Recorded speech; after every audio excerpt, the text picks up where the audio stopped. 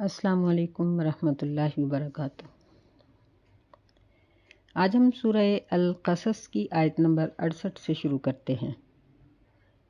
اعوذ باللہ السمیع العلیم من الشیطان الرجیم، بسم اللہ الرحمن الرحیم۔ وَرَبُّكَ يَخْلُقُ مَا يَشَاءُ وَيَخْتَارُ، اور تیرا رب جو چاہتا ہے پیدا کرتا ہے اور چن لیتا ہے۔ ما کان لہم الخیرہ، ان کو کوئی بھی اختیار حاصل نہیں۔ سبحان اللہ وتعالی عما یشرکون،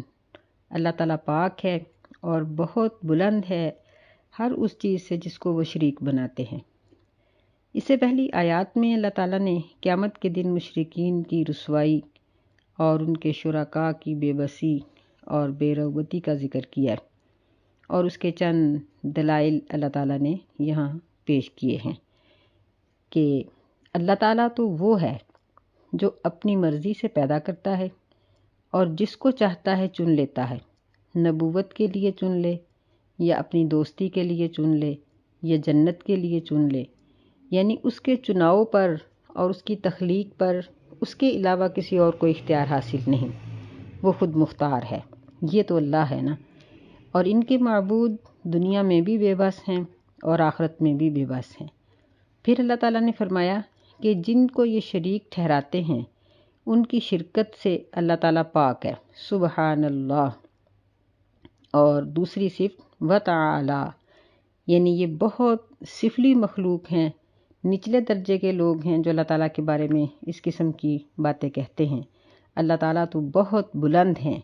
یعنی بلند مرتبہ ہیں، اور ان کے جو معبود ہیں ان کو تو اپنی تقدیر پر بھی اختیار حاصل نہیں ہے، ان کو تو اپنے مرنے کا بھی پتہ نہیں ہے، موت کے بعد جی اٹھنے کا بھی پتہ نہیں کہ کب ان کے ساتھ یہ معاملہ ہوگا۔ یہ سب چیزیں اللہ ہی کے اختیار میں ہیں۔ دوسری دلیل اللہ تعالیٰ نے یہ بیان کی، وَرَبُّكَ يَعْلَمُ مَا تُكِنُّ صُدُورُهُمْ وَمَا يُعْلِنُونَ، اور تیرا رب جانتا ہے جو ان کے دل چھپاتے ہیں، جو ان کے سینوں میں چھپا ہے اور جو وہ ظاہر کرتے ہیں۔ یعنی یہ صرف اللہ ہی کی قدرت ہے کہ ساری دنیا کا شور، لیکن وہ ہر ایک کی آواز کو الگ سے سن رہا ہے اور پھر اس کو جواب دے رہا ہے، اس کو قبول کر رہا ہے، اور پھر وہ یہ فیصلہ بھی کر رہا ہے کہ کس کو کیا دینا ہے اور کیا نہیں دینا، اور کب دینا ہے اور کتنا دینا ہے۔ یعنی یہ اتنی بڑی اس کی قدرت ہے کہ وہ ایک ہی وقت میں لاکھوں نہیں، کروڑوں نہیں، نہ جانے کتنی مخلوقات ہیں اس کی، صرف انسان نہیں، جنات بھی، پرندے بھی، چرندے بھی، کیڑے مکوڑے بھی، درندے بھی، سب کی وہ سن رہا ہے اور سب کی ضرورتوں کو پورا کر رہا ہے۔ بے شمار دلیلیں ہمارے سامنے موجود ہیں، اس کی ساری کائنات ہمارے سامنے اس کی قدرت کی دلیل ہے کہ وہ اس کائنات کے نظام کو جب سے دنیا بنی ہے تب سے چلا رہا ہے اور چلاتا ہی رہے گا۔ وَهُوَ اللَّهُ لَا إِلَٰهَ إِلَّا هُوَ، یہ تیسری دلیل ہے، اور اللہ تعالیٰ نہیں ہے کوئی بھی معبود مگر وہی، لَهُ الْحَمْدُ فِي الْأُولَىٰ وَالْآخِرَةِ، اسی کے لیے تعریف ہے دنیا میں بھی اور آخرت میں بھی، وَلَهُ الْحُكْمُ وَإِلَيْهِ تُرْجَعُونَ، اور اسی کے لیے حکم کرنے کا اختیار ہے اور اسی کی طرف تم لوٹائے جاؤ گے۔ یعنی وَلَهُ الْحَمْدُ فِي الْأُولَىٰ، اس کا مطلب کہ دنیا کی ہر چیز اس کی تعریف ہے۔ انسان کی بناوٹ دیکھیں، انسان کی مشینری کو دیکھیں، پھلوں کے رنگ، ان کے ذائقے، ان کی شکلیں، صورتیں، سبزیوں کے فوائد، ان کے ذائقے، زمین سے اگنے والی چیزیں ہیں ان کو دیکھیں، یعنی ہر چیز میں اس کی قدرت کی جھلک ہے اور اسی کی تعریف ہے۔ تو آخرت کے جو معاملات ہیں، حساب و کتاب، انصاف، مجرم کے ساتھ بات چیت، اور پھر سب مجرموں کا جمع ہونا، کسی کا بھی غیر حاضر نہ ہونا، یہ بھی اسی کی تعریف ہے، کیونکہ ہم دیکھتے ہیں کہ بڑی بڑی سخت حکومتیں ہوتی ہیں، بڑے بڑے سخت حکمران ہوتے ہیں، لیکن کئی مجرم نکل جاتے ہیں اور ان کی گرفت میں نہیں آتے، لیکن اللہ تعالیٰ اس کی اس قدر قدرت ہے کہ قیامت کے دن کوئی ایک مجرم بھی پوری کائنات میں سے اس کی قدرت سے نکل نہیں سکے گا۔ لہ الحکم، یعنی وہی فیصلہ کرتا ہے، دنیا کے فیصلے ہوں، آخرت کے فیصلے ہوں، لینے دینے کے فیصلے ہوں، قسمت کے اور تقدیر کے فیصلے ہوں، سب اسی کے اختیار میں ہیں، اس سے آگے اور کچھ نہیں۔ یعنی اس کی بہت بڑی دلیل یہ ہے کہ مشرکین جو بڑے بڑے دعوے کرتے تھے، لیکن کوئی بھی مشرک اللہ تعالیٰ سے نبوت کا انعام نہیں لے سکا۔ اللہ نے اپنی مرضی سے کسی کو، ہر ایک جس کو بھی نبی بنایا اپنی مرضی سے بنایا، اور ایسے انسانوں کو نبی بنایا جنہوں نے نبوت کا حق ادا کر دیا۔ قُلْ أَرَأَيْتُمْ إِنْ جَعَلَ اللَّهُ عَلَيْكُمُ اللَّيْلَ سَرْمَدًا إِلَى يَوْمِ الْقِيَامَةِ، یعنی پہلے اللہ تعالیٰ نے اپنی کائنات کی تخلیق کے بارے میں اپنی قدرت کے دلائل پیش کیے ہیں، اب وہ دلیل پیش کی جا رہی ہے جس کو ہم دیکھ کر محسوس کر سکتے ہیں۔ فرمایا کیا تم نے دیکھا اگر اللہ تعالیٰ تم پر رات بنا دے، رات کر دے، سرمدن ہمیشہ کے لیے، الی یوم القیامہ قیامت کے دن تک رات بنا دے، من الہ غیر اللہ یأتیکم بضیاء، کوئی ہے معبود اللہ کے سوا جو تمہارے پاس دن کی روشنی لے آئے؟ افلا تسمعون، کیا تم بس سنتے نہیں ہو؟ کیا بس تم سنتے نہیں ہو اس بات کو؟ یعنی رات یہ اللہ تعالیٰ کی ایک بہت بڑی نعمت ہے، لیکن ایک حد تک، اور اللہ کہہ رہے ہیں کہ اگر قیامت تک کے لیے رات ہو جائے تو کون ہے جو روشنی لائے؟ تو کوئی بھی روشنی نہیں لا سکتا۔ اس کی بہت بڑی دلیل یہ ہے کہ سائنس کی انتھک کوششوں کے باوجود بعض علاقوں میں جہاں یہ پاک و ہند کی طرح کے دن رات نہیں ہیں، جس طرح امریکہ ہے، برطانیہ ہے، کہ جہاں دن چھوٹے ہیں اور بعض علاقوں میں راتیں بہت چھوٹی ہیں، تو وہ لوگ ہماری طرح کے دن رات نہیں بنا سکے۔ تو اگر یہ اپنے دن رات میں تبدیلی نہیں کر سکے تو رات کو ختم کر کے دن کیسے چڑھا سکتے ہیں؟ یہ صرف اللہ ہی کی قدرت ہے۔ افلا تسمعون، کیا بس تم سنتے نہیں ہو؟ یعنی رات کے اندھیرے میں انسان کی آنکھیں نہیں دیکھتی اندھیرے میں، بلکہ صرف کان سنتے ہیں۔ اس لیے اللہ تعالیٰ نے فرمایا کہ تم سنتے نہیں ہو اس بات کو کہ رات کے اندھیرے کو ہٹا کر روشنی کو لانے والا کوئی نہیں۔ دوسری دلیل جو ہم سمجھ سکتے تھے وہ یہ بیان فرمائی اگلی آیت میں دن کے بارے میں، قُلْ أَرَأَيْتُمْ إِنْ جَعَلَ اللَّهُ عَلَيْكُمُ النَّهَارَ سَرْمَدًا إِلَى يَوْمِ الْقِيَامَةِ، کیا تم دیکھتے ہو کہ اگر اللہ تعالیٰ تم پر دن بنا دے ہمیشہ کے لیے قیامت کے دن تک، من الہ غیر اللہ، کوئی ہے معبود اللہ کے سوا، یأتیکم بلیل تسکنون فیہ، جو تمہارے پاس رات لے آئے کہ تم اس میں سکون پکڑو، افلا تبصرون، کیا پس تم دیکھتے نہیں ہو؟ یعنی تمہیں نظر نہیں آتا؟ تو دن کی روشنی میں انسان اپنی آنکھوں سے کام لیتا ہے، کان روشنی کے ساتھ نہیں سنتے، تو اس لیے اللہ تعالیٰ نے یہاں تبصرون کی بات کی ہے۔ تو فرمایا کہ اگر دن ہمیشہ ہو جائے، یہ دن اور رات یہ دو بہت بڑی نعمتیں ہیں کہ دن میں انسان جب کام کاج کرتا ہے تو اس کے جسم کے اندر جو تھکن آ جاتی ہے، اس کی قوتیں جو خرچ ہو جاتی ہیں، یہ سب رات کے اندھیرے میں ان سب اعضاؤں کی ٹوٹ پھوٹ درست ہو جاتی ہے۔ کیا ہم دیکھتے نہیں ہیں کہ ہم رات کو تھک کے سوتے ہیں لیکن صبح ہم اٹھتے ہیں تو الحمدللہ ہماری طبیعت ٹھیک ہوتی ہے؟ تو اس لیے فرمایا کہ بتاؤ اگر رات آئے ہی نہیں تو پھر تم کیسے سکون پکڑو گے؟ وَمِن رَحْمَتِهِ جَعَلَ لَكُمُ اللَّيْلَ وَالنَّهَارَ لِتَسْكُنُوا فِيهِ وَلِتَبْتَغُوا مِن فَضْلِهِ، اور یہ اسی کی رحمت سے ہے کہ اس نے تمہارے لیے رات بنائی، دن بنایا، تاکہ تم اس میں سکون پکڑو اور تاکہ تم دن میں اللہ کا فضل تلاش کرو، یعنی کاروبار کر سکو، کام کاج کر سکو، میل ملاقات کر سکو، وَلَعَلَّكُمْ تَشْكُرُونَ، اور تاکہ تم شکر کرو، یعنی اللہ تعالیٰ کی عطا کردہ نعمتیں جو ہیں ان کا تم شکریہ ادا کر سکو، اس لیے اللہ تعالیٰ نے دن اور رات بنائے۔ وَيَوْمَ يُنَادِيهِمْ فَيَقُولُ أَيْنَ شُرَكَائِيَ الَّذِينَ كُنْتُمْ تَزْعُمُونَ، اللہ تعالیٰ نے یہاں اپنی توحید کے چند دلائل ذکر کرنے کے بعد پھر اپنے اصل موضوع کی طرف التفات فرمایا اور فرمایا کہ وَيَوْمَ يُنَادِيهِمْ، جس دن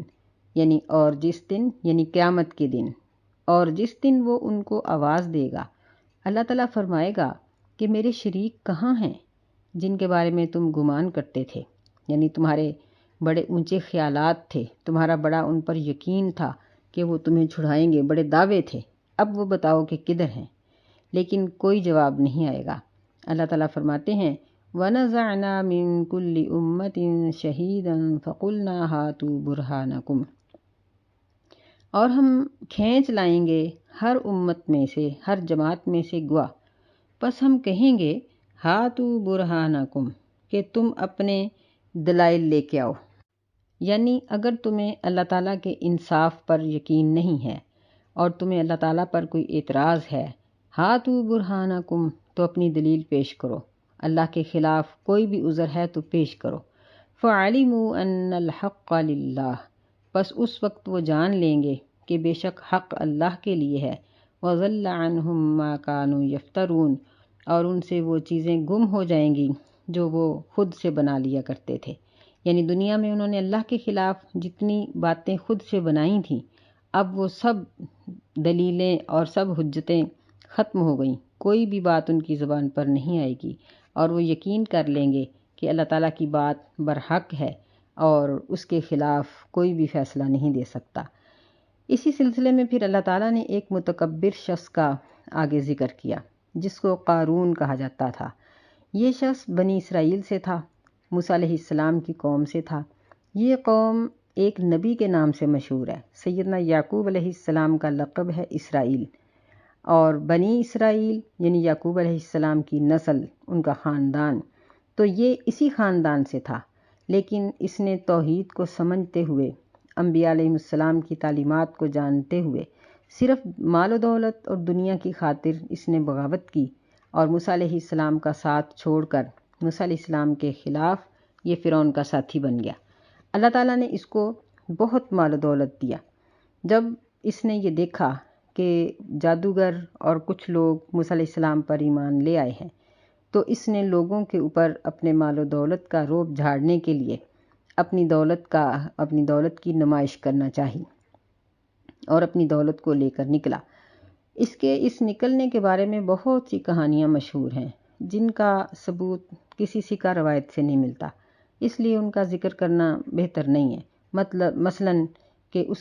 اس قافلے میں اتنے لوگ تھے اور اتنی دولت تھی اور یہ تھا اور وہ تھا، اللہ تعالیٰ نے ان چیزوں کا ذکر نہیں کیا، مختصراً ذکر کیا ہے۔ فرمایا ان قارون کان من قوم موسیٰ فبغى علیہم، بے شک قارون یہ موسیٰ علیہ السلام کی قوم سے تھا، بس اس نے ان پر بغاوت کی۔ وآتیناہ من الکنوز، اور ہم نے اس کو بہت سے خزانے دیے تھے، یہ کنز ان کی جمع، یعنی بہت سونا چاندی مال و دولت بہت کچھ دیا۔ ما ان مفاتیحہ لتنوء بالعصبۃ اولي القوہ، کہ بے شک مفاتیحہ، یہ مفتاح ان کی جمع، اس کی چابیاں ضرور اٹھاتی تھی ایک قوت والی جماعت۔ عصبہ کہتے ہیں 10 سے لے کر 40 تک کے افراد کو، یعنی اتنے افراد، یعنی زیادہ سے زیادہ 40 افراد جو تھے، یہ صرف اس کے خزانوں کی جو تالے تھے ان کی چابیاں اٹھاتے تھے، اتنے لوگ مل کر۔ بعض نے کہا ہے کہ بالعصبۃ اولي القوہ سے مراد اونٹوں کی جماعت ہے، کہ کئی اونٹوں پر اس کے خزانوں کی چابیاں لادی جاتی تھیں۔ بہرحال مقصود یہ ہے کہ جن خزانوں کی چابیاں ہی اتنی ہوں، خزانے کا اندازہ ہم کیسے لگا سکتے ہیں کتنا ہوگا وہ۔ اذ قال له قومه لا تفرح ان اللہ لا يحب الفرحین، جب اس کو اس کی قوم نے کہا کہ تم مت اتراؤ، بے شک اللہ تعالیٰ اترانے کو پسند نہیں کرتا۔ یعنی اس کی قوم ظاہر بنی اسرائیل کے لوگ ہی تھے، انہوں نے اس کو کہا کہ تم اتنا فخر اور تکبر نہ کرو، کیونکہ یہ لوگوں پر اپنا رعب جھاڑنے کے لیے ہی نکلا تھا کہ میرے رعب سے، میرے مال و دولت کی نمائش سے مرعوب ہو کر شاید یہ لوگ موسیٰ علیہ السلام پر ایمان چھوڑ دیں اور واپس پلٹ آئیں۔ قوم نے کہا وَابْتَغِ فِيمَا آتَاكَ اللَّهُ الدَّارَ الْآخِرَةَ، یعنی ایک تو یہ کہا کہ اتراؤ نہیں، دوسرا قوم نے ان کو یہ کہا وَابْتَغِ، اور تلاش کرو اس چیز میں جو تجھے اللہ تعالیٰ نے عطا کی ہے، الدار الآخرہ، آخرت کا گھر، یعنی اللہ نے جو مال و دولت دیا ہے اس سے آخرت کا گھر تلاش کرو، مطلب اس کو اللہ کی راہ میں خرچ کرو، غریبوں کا حق ادا کرو، اس کی زکوٰۃ ادا کرو، غریبوں کے ساتھ ہمدردی کرو اور اپنی آخرت کے لیے گھر بناؤ۔ وَلَا تَنْسَ نَصِيبَكَ مِنَ الدُّنْيَا، تیسری بات یہ کہی کہ اور نہ بھولو دنیا سے اپنا حصہ، یعنی دنیا میں اللہ تعالیٰ نے تمہارے اوپر جو فرائض عائد کیے ہیں، جن لوگوں کے حق تمہارے اوپر واجب ہیں، مثلاً والدین کا، اولاد کا، اقربا کا، غریب لوگوں کا، تو ان کے حق ادا کرو، ان کی پریشانیوں اور تکلیفوں میں ان کا مداوع کرو۔ چوتھی بات انہوں نے یہ کہی وَأَحْسِن كَمَا أَحْسَنَ اللَّهُ إِلَيْكَ، اور نیکی کرو جس طرح اللہ تعالیٰ نے تیرے ساتھ نیک سلوک کیا۔ یعنی احسان یہ ہر نیک کام کو بہت اچھے طریقے سے کرنے کو کہتے ہیں، یعنی جو غربا ہیں یا جو عوام ہیں ان کے ساتھ حسن سلوک کرو، ان کو اچھے طریقے سے ان کی ضروریات کو پورا کرو، ان کی پریشانیوں کو سنو۔ وَلَا تَبْغِ الْفَسَادَ فِي الْأَرْضِ، اور زمین میں فساد نہ کرو، یہ پانچویں بات تھی۔ ان اللہ لا يحب المفسدین، بے شک اللہ تعالیٰ فساد کرنے والوں کو پسند نہیں کرتا۔ تو فساد سے مراد ایک تو مار دھاڑ ہوتی ہے، اور اس سے اصل جو مراد ہے قرآن مجید میں وہ ہے بے دینی۔ انسان کے پاس جب دولت آتی ہے تو وہ بے دین ہو ہی جاتا ہے، الا ماشاء اللہ۔ وہ لوگ جن پر اللہ تعالیٰ کی خاص رحمت ہوتی ہے وہ دولت کے ملنے کے باوجود دین پر قائم رہتے ہیں۔ تو جب ایک انسان بے دینی کی راہ اختیار کرتا ہے تو پھر مار دھاڑ، لڑائی جھگڑا، یہ چیزیں چھینا جھپٹی یہ خود بخود ہی آ جاتی ہیں۔ اس لیے انہوں نے کہا کہ زمین میں اس مال کو فساد تلاش کرنے کے لیے نہ خرچ کرو، لوگوں کو دین سے نہ بگاڑو، جو مسلمان ہو چکے ہیں ان کو واپس لانے کے لیے اپنے مال کی نمائش نہ کرو، اللہ کو ایسا کرنا پسند نہیں ہے۔ اس نے یہ باتیں سنی اور اس نے کیا جواب دیا؟ قال انما اوتیتہ علی علم عندی، کہنے لگا کہ بے شک میں دیا گیا ہوں یہ سب اپنے علم کی بنا پر، یعنی میری محنت، میری کوشش، میری عقل۔ ایسی ہی بات ہے نا کہ جب ایک شخص بڑی محنت کرتا ہے لیکن اس کو نفع نہیں ہوتا تو اس وقت وہ کہتا ہے کہ اللہ تعالیٰ نے میرے لیے یہ غربت یا ان چیزوں کو رکھا ہے، اللہ پر اعتراض کرتا ہے اور یعنی زیادہ تر وہ نافرمانی اور ناشکری کی طرف آ جاتا ہے۔ لیکن جب اللہ دیتے ہیں تو اس وقت اس دینے کی نسبت اللہ کی طرف نہیں کرتا، بلکہ کہتا ہے کہ میری محنت، میں نے دن رات ایک کر دیا، میں نے بہت محنت کی، میں نے اپنی عقل استعمال کی، میں نے یہ فیکٹری بنائی، یہ کارخانہ بنایا، یہ دکان چلائی، یہ کاروبار چلایا، میں نے اتنی محنت کر کے ڈگریاں حاصل کیں، میں نے اتنی یعنی یہ کام کر کے اولاد حاصل کی، میں نے اتنی بھاگ دوڑ کر کے یہ رشتہ کیا، میں نے یہ کیا، میں نے وہ کیا۔ حالانکہ انسان تو ہر ایک محنت کرتا ہے اور اس کی محنت وہی کام آتی ہے جو اللہ کو منظور ہوتی ہے، یعنی جو فیصلہ اللہ کا ہے اسی پر اس کی محنت کام آتی ہے، ورنہ انسان جو بھی کچھ کرتا رہے اس کی محنت بیکار ہے۔ تو اس نے آگے سے اس نے یہ جواب دیا کہ یہ تو میرے اپنے علم کی بنا پر ہے، میری محنت ہے۔ اللہ تعالیٰ نے فرمایا اولم یعلم ان اللہ قد اہلک من قبلہ من القرون، کیا وہ اس بات کو نہیں جانتا کہ بے شک اللہ تعالیٰ نے تحقیق ہلاک کر دیا اس سے پہلے کئی بستیوں کو،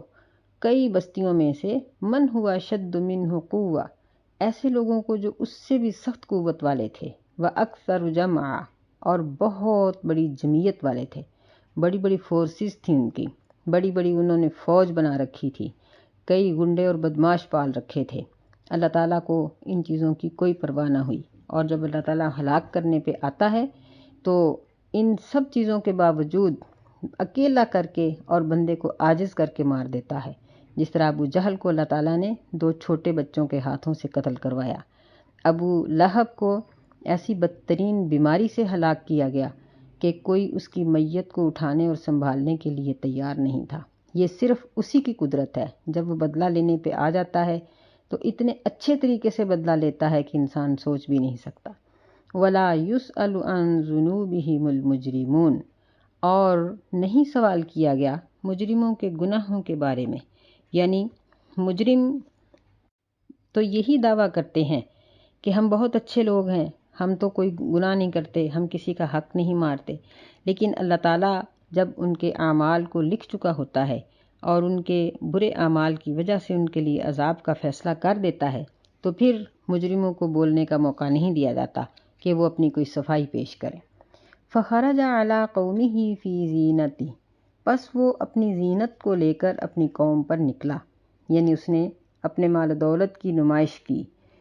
قال الذین یریدون الحیاۃ الدنیا، تو ان لوگوں نے کہا جو دنیا کی زندگی چاہتے تھے، یا لیت لنا مثل ما اوتی قارون، اے کاش ہمیں بھی اتنا ملے جس طرح قارون کو دیا گیا، انہ لذو حظ عظیم، بے شک وہ تو بڑے نصیب والا ہے، یعنی بڑی قسمت والا ہے۔ ایسے ہی ہے نا، ہم لوگ بھی ہر کافر منافق کی دولت کو دیکھ کر کہہ دیتے ہیں کہ یہ تو بڑی قسمت والا ہے، یہ تو اللہ کی پسند کا ہے، اللہ نے اس پر بڑا کرم کیا ہے۔ یہ دولت، یہ صحت، یہ سرکشی، یہ چیزیں اگر ایک بے دین یا بے نماز یا ایسے شخص کے پاس دیکھی جائیں جو اللہ سے دور نظر آتا ہے تو یہ اس کے لیے نعمت نہیں ہوتی، بلکہ اس کے لیے ایک بہت بڑی آزمائش اور ڈھیل ہوتی ہے۔ نبی صلی اللہ علیہ وسلم کی احادیث سے ہمیں یہ بات معلوم ہوتی ہے کہ غربت اتنی بڑی آزمائش نہیں جتنی بڑی آزمائش دولت ہے۔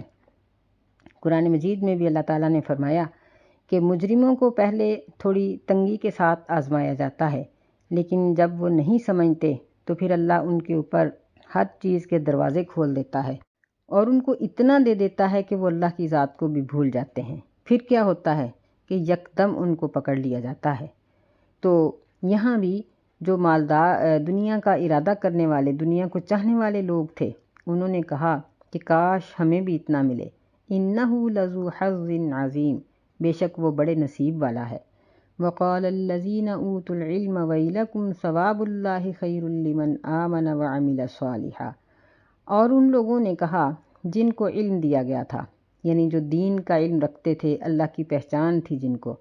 وہ کہنے لگے ویلکم، افسوس ہے تمہارے لیے کہ اللہ کا ثواب اس شخص کے لیے بہتر ہے جو ایمان لائے اور نیک عمل کرے، ولا یلقاها الا الصابرون، اور نہیں حاصل کرتے اس مرتبے کو مگر صبر کرنے والے لوگ۔ یعنی یہاں یہ بات بھی قابل غور ہے کہ ایسے موقع پر انسان کو اگر دین کی پہچان ہو تو پھر ہی وہ جہالت اور گناہ سے بچ سکتا ہے۔ یہی وجہ ہے کہ ہمارے دین نے، ہمارے مذہب نے علم سیکھنے کو فرض قرار دیا۔ نبی صلی اللہ علیہ وسلم نے فرمایا کہ ماں کی گود سے لے کر قبر کی دیواروں تک علم سیکھو، عمر اور وقت کا لحاظ نہ رکھو، یہ نہ دیکھو ہم بوڑھے ہو گئے، نہیں، جب بھی موقع ملا ہے قرآن کا ترجمہ پڑھو، حدیث پڑھو، دین کو پہچانو، اللہ اور اس کے رسول کی پہچان کرو، اس کے احکامات کو سنو، یہی تمہارے لیے بہتر ہے۔ تو صاحب علم لوگوں نے کہا کہ اس مرتبے کو صرف وہی لوگ پا سکتے ہیں جو صبر کرتے ہیں، وما یلقاها الا الصابرون، کہ یعنی آخرت کا جو بہتر انجام ہے اس کو صرف صبر کرنے والے لوگ ہی حاصل کر سکتے ہیں، جو دنیا کی تکلیفوں پر اور باقی معاملات میں صبر کرتے ہیں۔ صبر 3 قسم کی چیزوں پر ہوتا ہے۔ ایک ہوتا ہے گناہ کے نہ کرنے پر صبر، یعنی جو اللہ تعالیٰ کی نافرمانی کی باتیں ہیں، دیکھنے میں وہ دلچسپ لگتی ہیں، اچھی لگتی ہیں، لیکن انسان جب اپنے آپ پر جبر کر کے ان کاموں کو نہیں کرتا تو یہ اس کا ایک بہت بڑا اور بہترین صبر ہے۔ دوسرا صبر اس کا ہوتا ہے اسلام کے احکامات پر عمل کرنے کی وجہ سے، جس طرح نماز بھی ایک صبر ہے، روزہ بھی ایک صبر ہے، زکوٰۃ بھی صبر سے ادا کی جاتی ہے۔ جب انسان حج کرتا ہے تو وہاں ہر طرح کا صبر اس کو کرنا پڑتا ہے، یعنی دین کے ہر کام کو صبر کے بغیر نہیں کیا جا سکتا۔ تیسری قسم اس کی ہوتی ہے دنیا کی تکلیفیں، بیماری، پریشانی، خاندان کی طرف سے کوئی پریشانی، خوف، غم، ان چیزوں پر صبر کرنا۔ تو فرمایا کہ وما یلقاها الا الصابرون، جو لوگ ان تینوں قسم کا صبر کرنے پر ان کو طاقت حاصل ہے وہی آخرت کا اچھا انجام حاصل کر سکتے ہیں۔ فخسفنا به وبداره الارض، بس ہم نے اس کو دھنسا دیا زمین میں اور اس کے گھر کو بھی۔ فما كان له من فئة ينصرونه من دون اللہ، بس اس کے لیے کوئی بھی جماعت نہ تھی جو اس کی مدد کرتی اللہ تعالیٰ کے سوا، وما کان من المنتصرین، اور نہ ہی وہ کسی طرح بھی مدد کیا گیا تھا، یعنی اس کے بچاؤ کرنے والوں میں سے کوئی بھی اس کی مدد کے لیے نہ آیا۔ کہ نبی صلی اللہ علیہ وسلم نے اس کا نقشہ کھینچتے ہوئے فرمایا کہ ایک شخص اپنے گھر سے تکبر کرتے ہوئے اس طرح نکلا کہ بالوں میں کنگھی کیے ہوئے اور اپنے کپڑوں کو سنوارتے ہوئے نکلا، تو وہ اپنی مال و دولت اور اپنے ساتھیوں سمیت زمین میں دھس گیا۔ فرمایا کہ فَهُوَ يَتَجَلْجَلُ فِي الْأَرْضِ، کہ وہ قیامت تک زمین کے اندر دھنستا ہی رہے گا۔ یہ نہیں ہے کہ وہ دھنس کے اس کا سلسلہ ختم ہو گیا، نہیں، بلکہ قیامت تک وہ زمین کے اندر دھنستا ہی رہے گا، اس وجہ سے کہ اس نے تکبر کیا تھا۔ نبی علیہ الصلوۃ والسلام کا فرمان ہے کہ ثلاثۃ لا یکلمہم اللہ یوم القیامہ، 3 لوگ ایسے ہیں جن سے اللہ تعالیٰ قیامت کے دن کلام رحمت نہیں فرمائے گا، نہ ہی ان کی طرف نظر رحمت سے دیکھے گا، اور نہ ہی ان کو گناہوں سے پاک کرے گا، اور ان کے لیے دردناک قسم کا عذاب ہے۔ پھر نبی صلی اللہ علیہ وسلم نے قرآن مجید کی آیت پڑھی، ثلاث مرات، 3 مرتبہ آپ نے اس بات کو دہرایا۔ تو نبی ابو ذر رضی اللہ تعالیٰ عنہ کہنے لگے کہ اے اللہ کے رسول، خوابوا وخسروا من ہم، کہ اللہ کے رسول ایسے لوگ ہلاک ہو جائیں اور نامراد ہو جائیں، تباہ ہو جائیں، وہ ہیں کون؟ آپ نے فرمایا المسبل ازارہ، پہلا وہ مرد جس کی شلوار یا اس کی پینٹ ٹخنوں سے نیچے ہے اور وہ اپنے ٹخنے ننگے نہیں کرتا، والمنان، اسی پر احسان کر کے اس کا طعنہ دینے والا، جتلانے والا، والمنفق سلعتہ بالحلف الکاذب، اور تیسرا وہ شخص جو اپنا مال بیچتا ہے جھوٹی قسم کھا کے۔ ان تینوں کو اللہ تعالیٰ قیامت کے دن ان کی طرف نظر رحمت سے نہیں دیکھے گا۔ تو یعنی اس کے بارے میں، قارون کے بارے میں نبی علیہ السلام نے فرمایا کہ وہ اپنے کپڑے کو لٹکائے ہوئے، بالوں میں کنگھی کیے ہوئے جا رہا تھا کہ اس کو زمین نے نگل لیا اور وہ زمین کے اندر قیامت تک دھنستا ہی چلا جائے گا۔ وَأَصْبَحَ الَّذِينَ تَمَنَّوْا مَكَانَهُ بِالْأَمْسِ، اور وہ لوگ جو کل اس کے مرتبے کی تمنا کرتے تھے وہ اس طرح ہو گئے، یقولون، کہ وہ کہتے تھے، وَيْكَأَنَّ اللَّهَ يَبْسُطُ الرِّزْقَ لِمَن يَشَاءُ، کہ تعجب ہے یا افسوس ہے کہ اللہ تعالیٰ رزق پھیلاتا ہے جس کے لیے چاہتا ہے، من عبادہ، اپنے بندوں میں سے، وَيَقْدِرُ، اور جس کے لیے چاہتا ہے کم کر دیتا ہے۔ لولا امن اللہ علینا لخسف بنا، اگر اللہ تعالیٰ ہم پر احسان نہ کرتا تو وہ ہمیں بھی زمین میں دھنسا دیتا۔ وَيْكَأَنَّهُ لَا يُفْلِحُ الْكَافِرُونَ، افسوس ہے یا حقیقت یہ ہے کہ کافر فلاح نہیں پاتے۔ اس آیت مبارکہ میں اصبح کا معنی ہے ہو گئے، یعنی جو کل اس کے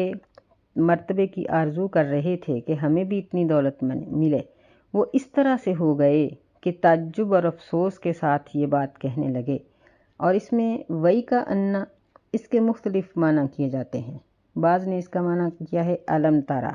یعنی کیا تم نے دیکھا نہیں۔ بعض نے اس کا معنی کیا ہے وئی کا معنی ہوتا ہے ہلاکت، اور کا معنی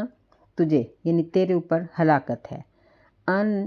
وئی کا ان، یہ یعنی ان سارے لفظوں کو ملا کر یہ ایک مجموعہ بنتا ہے جو تعجب کے معنی میں پایا جاتا ہے، کہ یعنی تعجب ہے تمہارے اوپر، یہ معنی بھی اس کا کیا جاتا ہے۔ اور بعض نے اس کا معنی یہ کیا ہے کہ یہ کلمہ ندامت ہے، وہی یہ ندامت کے لیے آتا ہے، یعنی افسوس ہے۔ تو یہ سارے معنی ہی اس کے بنتے ہیں وہی کاننا کے، کہ یعنی تعجب ہے، افسوس ہے، اور کیا تم نے نہیں دیکھا، اس طرح۔ یعنی مقصد یہ ہے اس کے استعمال کرنے کا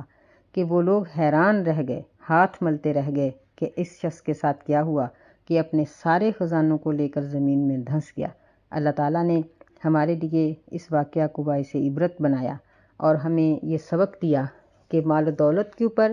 صحت پر، اللہ کی دی ہوئی نعمتوں میں سے کسی بھی نعمت پر اترانا انسان کو زیب نہیں دیتا، کیونکہ انسان کسی چیز پر بھی اختیار نہیں رکھتا۔ اللہ تعالیٰ ہمیں ان واقعات سے سبق حاصل کرنے کی توفیق عطا فرمائے، آمین۔ السلام علیکم ورحمۃ اللہ وبرکاتہ۔